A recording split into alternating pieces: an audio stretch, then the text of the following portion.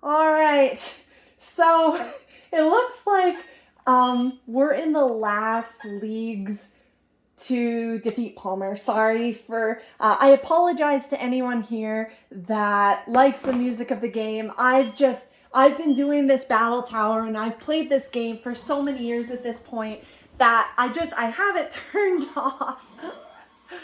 But I thought I would record the last couple battles leading up to Palmer. Anyway, I'm honestly extremely terrified. I had to swap around my team a bit because I'm basing it around him and what his characters are gonna be. And so I'm like super nervous. I am going to just like get KO'd by the computer. I feel like either I'm gonna lose this battle or I'm gonna lose the next one and I won't even get to go up to fight Palmer. And it's extremely nerve-wracking due to the fact that I have done this battle tower so much. I have rage quit. It has just been one crazy experience here. So I hope that I can do it. It's just getting through this battle and the next one, and hopefully we can rematch him. The first time I ever battled Palmer, so streak of 49, I refused to look up the team because I really wanted to see for myself what is the team actually going to be like. And it's all legendaries. It's Cresselia, Regigigas. Let's see who else. Cresselia, Regigigas, and Heatran. So I had to base my team around that. I had to swap out my Milotic for Absol, my Jolteon for Blaziken, and my Garchomp for Dragonite. They all have different little strategies. They're good against lots of Palmer's characters. And that's also kind of the scary part though, because the battle tower, it kind of can just decide if it wants you to win or lose. And you just have to kind of roll with the punches. So this battle will determine like if I go back to being like at battle 1 again, which is really nerve-wracking. Oh man, Doug Trio. I don't think I can swap out due to Arena Trap, can I? Yeah, Arena Trap. It doesn't let me swap out. What I am gonna do is Protect. It's usually decently very fast, Doug Trio I have found, and it has some good stab attacks. I've never seen one do a trap though, that's kind of funny. But hopefully my speed boost can give me an edge here. I am going to just try going right in for a close combat. Well, I'm thankful I'm definitely faster. Good, no focus sash. That's always a big paranoia for me is, will there be a focus sash? Because random items, and it can just make the computer just obliterate you. It's happened to me so much. I have literally spent hours on just trying to get back up to this point again and trying out so many different like teams and combinations, and it's just been a big ride. If I beat Palmer, I'll share with you the team and kind of what it is to help any of you if you're also struggling on this. Oh man, okay, we're just gonna, I hope it doesn't make me miss. Blaze Kick. Okay, thank goodness. Whew. I think it will go in for Brave Bird. I hope it will faint itself though. That would be kind of nice if it takes me out, which it does. A crit too. Ooh. Yes, okay, Crobat is done. I don't have to deal with that. So that is nice. I'm gonna lead in with my Dragonite here, Bumble. All right, Snorlax. Ooh, Snorlax is a toughie. I hope this isn't the end of my team. Let's just go right for Outrage. Just try to get rid of it. I know it can be really bulky. Yeah, wow, I don't even make it go into... Oh, Jan, okay, I have a Lumberry on my Dragonite because of Outrage, right? So hopefully that should stop me from falling asleep, which will be kind of nice. Please get a crit or kill it. I have a feeling it won't. Oh my gosh, it did! What? Oh, I am relieved. I do not want to deal with a Snorlax. A confused, sleepy Dragonite I can deal with. Snorlax, especially after my Blaziken can be taken out. I don't really have anything good against it. Oh man, here comes the biggest test of them all. Oh man, okay. I hope that I can redo this. The biggest worry is just kind of everything this guy has. It's legendaries. I have come this far, Palmer. I have. And oh, I'm ready to do this. Once again, I apologize for no music. I've just listened to this theme so much at this point. I'm just sick of it. Okay, they're leading with Cresselia. I was a little bit worried about that. That's why I am wanting to swap into my Absol. I put Absol on my team for this very reason, because Cresselia's main attack that it uses is that stored power, and when it gets, and it's a psychic type attack though, so it will have no effect on Absol, which makes Cresselia 100% ineffective against my Absol, as well as I use physical attacks, so my Night Slash won't be affected by special defense rising through Calm Mind. So let's go ahead and go for a Night Slash. Withdrawing. Okay. See, this is kind of the complicated part. Okay, Regigigas, eh? Well, I think what I'm going to do is... Ooh, I wonder how much I'll do. Okay, that's not bad. Not bad at all. What I am going to do, though, is swap into my Blaziken, and hopefully I'll survive an attack, whatever one he decides to do, and I can get in a close combat. Oh, protect! Okay, this has worked in my favor a lot. Let's go for a close combat. Luckily, Regigigas has already taken some damage, so hopefully we'll just get rid of it. There we go.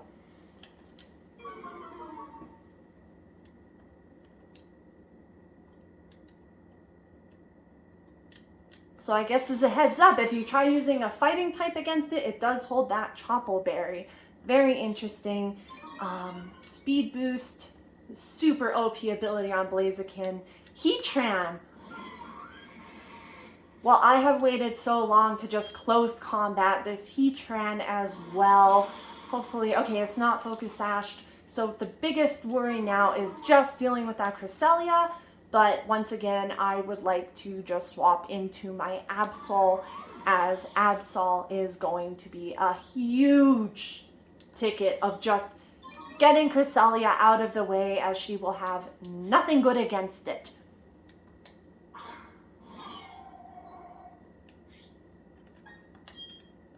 From what I remember, she has Substitute, Calm Mind, Stored Power, and I want to say Moonlight, if I'm remembering correctly.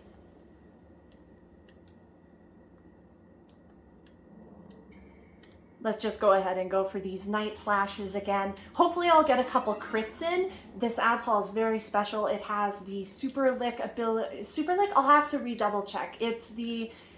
Gosh, okay, I have to. Yeah, Super Luck. Super Luck. The Pokemon is so lucky that the critical hit ratios of its moves are boosted. Night Slash gets a boost, and then it's also holding that Razor Claw to help get that boost. So crits with this setup for Absol are pretty high. I'm really thankful it has physical attacking moves so that I don't have to deal with friggin' Calm Mind. Last time, if you watch my other video, I think I just had Milotic at the end, and I could like do nothing because its stored power was so powerful and it just had way too much special defense. So having a physical attacker to get through it is pretty awesome. Moonlight. All right. Yes, okay, good. Moonlight was its last attack. I remembered correctly. Come on, crit. Yes, a crit. Nice. We got to keep that HP low. I don't want it to get in any substitutes or boosting up its stats anymore. Night Slash. Moonlight again. Really good move for Cresselia. I do like how much it heals it up. Night Slash. Finally. Come on. Yes, we did it! Oh my gosh. Finally a comeback. I finally beat the battle tower. I totally failed last time.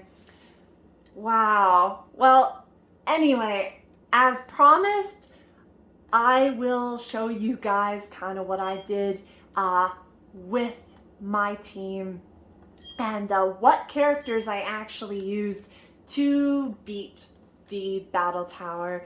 If you want to stick around at the end of the video here, I'll go ahead and show you what I did. So last time my team was very different. If you check out my other videos, I'll show you. So the Pokemon that I used throughout the actually entire 49 battles was my, I led in with Bumble. We'll start there. So Bumble is my Dragonite with multi-scale, so it reduces the amount of damage the Pokemon takes when its HP is full. And I have Earthquake, Outrage, and Extreme Speed. Extreme Speed is a nice attack because I can just get rid of characters that are focus sashed and I don't have to deal with like knowing I'll outspeed them. But because of multi-scale, because I know I can withstand like at least one hit, I usually set up with Dragon Dance and then I just Outrage, which is absolutely devastating. And the item it has is a Lumberry, so it'll heal me from confusion after I get confused by using Outrage. But the other thing too is a lot of the time the computer used status conditions on my Dragonite, but that Lumberry saved me many times. The other character on my team that is just OP is my Speed Boost Blaziken. So Speed Boost is an ability, for those of you that don't know, it boosts the speed every turn. So I always like to set up with Protect because it will give me that boost of speed at the end. And then I have Blaze Kick, good fire type attack, really OP, Bounce, flying type attack, similar to Fly, and Close Combat. And then the item that my Blaziken has is the Life Orb. So an item to be held by a Pokemon, it boosts the power of moves, but at the cost of some HP on each hit. I just want to say that I actually used to be scared of that little cost of HP years ago because I thought it was more. So don't let like the cost of some HP scare you away from using this item. It is insanely good with Blaziken. If you set up with speed, you can kind of just obliterate anything that comes your way with these type coverage attacks, and you'll get a huge boost of attacks. So it is definitely worth it. And the final character on my team that I had throughout the time was actually my special Milotic. It wasn't Absol. I put on Absol at the very end, as you saw. But throughout the entire time, I actually have a Milotic. She is my favorite Pokemon I have. So anyway, for Milotic, she has Marvel Scale, so the Pokemon's Marvelous Scales boost the defense stat if it has a status condition. This is kind of nice because the computer will do a lot of status conditions against you, so Milotic actually just benefits. Now her moveset, Ice Beam for type coverage, and Brine. I had Hydro Pump on her, but Brine I kind of prefer strategy-wise, because if the target's HP is half or less, this attack will hit with double the power. So it'll actually do more than Hydro Pump in the end, especially if you get them down to half HP. And then the move that she knows that I really like is Aqua Ring. It restores a bit of HP every turn. That goes super well with leftovers, the item will also give you some HP every turn. And since she's so bulky, this strategy just keeps her nice and healthy. And then Coil. This is such a fun move. So the reason why I recommend Coil on Milotic has to do with the user coils up and concentrates. This raises its attack and defense stats as well as its accuracy. Now you might be thinking, well, what does she need attack and defense? She specializes in special defense and special attack. And the thing is, you are correct. But there are a lot of characters in the battle tower that will actually use super annoying moves to raise up their own evasiveness, like minimize. So many times I would boost up literally with Coil to get my accuracy boosted up, and then it also boosts up my defense anyway. So those are two really great stats for Milotic, as she does specialize more in special defense, and sometimes the computer will try to break through her special defense wall. So boosting up her defense makes her kind of a beast even with her special defense. So you can really just boost up those stats that she has. And finally, as I kind of talked about, Leftovers. Leftovers is such a great item on Milotic because of this bulkiness she has, and it heals up the HP a bit every turn. So if you have Leftovers along with that Aqua Ring, you will be pretty much set up as a really amazing wall that you can rely on if the computer tries pulling something on you. She saved me so many times. I really enjoy using Milotic. But finally, the last character I'll talk about, I'll try to keep it brief because the video is getting a little bit long, but is Absol. This is a character that my brother actually got me into using. So Absol was kind of a character, I'll admit, I overlooked, and I kind of wish I hadn't done that. And thanks to Absol, I've actually looked into many characters now that I wouldn't consider using. So Absol was always super cool in the movies, but I just always thought, oh, super cool character, till my brother ended up, he was having some fun playing on this game, and in the end he caught me one and he was like, use it. And I was like, oh, well, okay. So the Absol he caught me has a super luck ability. This ability is my favorite for Absol. So the Pokemon is so lucky that critical hit ratios of its moves are boosted. So that means it has a high chance for critical hits. Night Slash, critical hits land more easily. Shadow Claw, critical hits land more easily. Slash, critical hits land more easily. All of these benefit from that super luck ability. And then Sucker Punch hits first as long as the opponent is going to attack you. It's a Sucker Punch. If it uses a status move, you won't be able to do Sucker Punch. It will say it failed, but a lot of times this will allow you to be faster. If both of you are at low HP and the computer's going to attack you with a move, well, just Sucker Punch and you can hit first a lot of the time, which is super handy. So these moves play off her ability, and then Sucker Punch just gives you that edge on speed when it comes down to that little bit of health. And finally, I like to have this Absol hold a Razor Claw. So an item to be held by a Pokemon, this sharply hooked claw increases the holder's critical hit ratio. That means you're literally going to be doing like so many critical hits. You are holding a Razor Claw, a deadly item that raises your critical hit ratio. You have the Super Luck ability, which raises your critical hit ratio. And then you have these deadly moves, which not only give you great type coverage, but also boost up your critical hit ratio. So those are kind of the characters I used. As I previously stated though, the characters that I used throughout the entire battle tower were actually my Dragonite, didn't mean to do that, my Dragonite, my Blaziken, and my Milotic. And then to defeat Palmer for a second time on a streak of 49, I had my Blaziken, Absol, and my Dragonite. So anyway, that's kind of what I did, and thank you all so much for watching. I feel like I was finally able to redeem myself. And no more battle tower. I'm seriously sick of this thing.